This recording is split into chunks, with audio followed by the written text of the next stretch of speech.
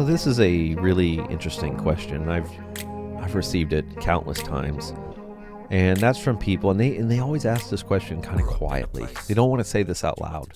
I think in fear of being judged or ridiculed or something. But they ask me, Coach, can I stay on a benzo? Or, some way or shape or form, they're asking this question. What if I can't come off? What if I just stay on it the rest of my life? Hey, Coach, maybe I'm 50, 60, 70, 80 years old. What if I just stay on it?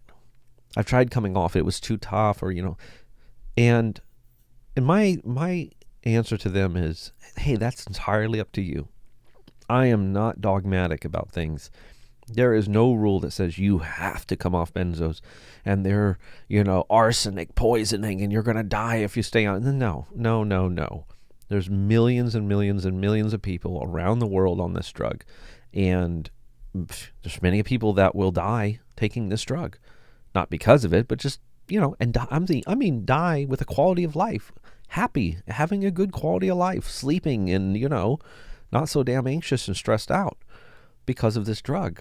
I know in the benzo community, it's favorable to really go after benzos and just make them, the damn devil.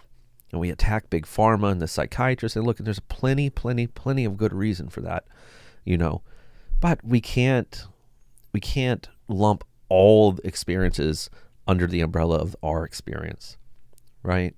Like there are millions of people that really do take benzos and have a great result on them. And many of you listening right now, even if you're totally having a terrible time with benzos, I bet some of you can remember a time when you weren't. I mean, I've had clients that have told me they've come off benzos 2, 3, 4 times, and they said it was a walk in the park. And they came off it because they lost their doctor, or they were being foolish, or whatever the situation. They chose to come off this drug, or had the drug taken away from them, and they did well. I mean, they did well. They said, "Coach, I walked right off it. Why'd you get back on it? I had sleep or this or that. I got back on it," and they don't regret it. They didn't regret it. It's not a problem until it's a problem. And then people say, well, maybe that's kindling. And we'll talk about kindling in another video. But I would argue there's a lot more going on. In 99.9% of the conversations I have, there's always other predictors going on.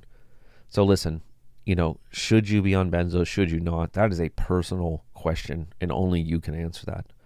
Not your doctor, not me. I mean, maybe your doctor has a better insight, right? Medical doctors will probably know, best, you would think. But really, it comes down to you. It's risk versus reward. You could stay on benzos and have a good quality of life for the rest of your life, and there you go. You could try to come off benzos and have a better quality of life potentially, and there you go. You could try to come off benzos and spend years of your last great days fighting and feeling awful. I mean, there's just so many variables here.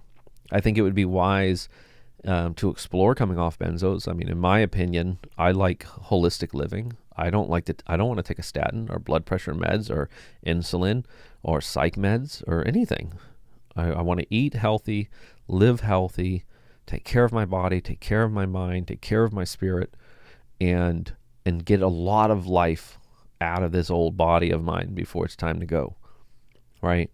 But again, everybody's story is different, and it's not always perfect for us. And if you have to stay on a benzo, if it's just not happening, if you're too old, if it's too tough, or maybe you just need to have to stay on it for a little while longer and reapproach your taper in a year or so, it's okay, guys, right? You have only one thing to fear truly, and that is fear itself. And the fear of, and the stress of, should I stay, should I go? This alone can put you in a kind of limbic system crisis. It can really, really put you in a bad place. So give yourself some peace of mind. If you have to stay, it's okay. It's likely not the end of the world. And they're working on things all the time to help these drugs. Help us come off these drugs. And I think it is a matter of time before benzos has a kind of Suboxone or Subutex, which is drugs that are used to help people come off of heroin and opiates. I think benzos will eventually get there where they'll be able to find something that really helps with the detox and the withdrawal symptoms. But that said, that will not address the pre-existing condition, any manifested conditions, and all the other personal work. And that's why nothing beats personal work.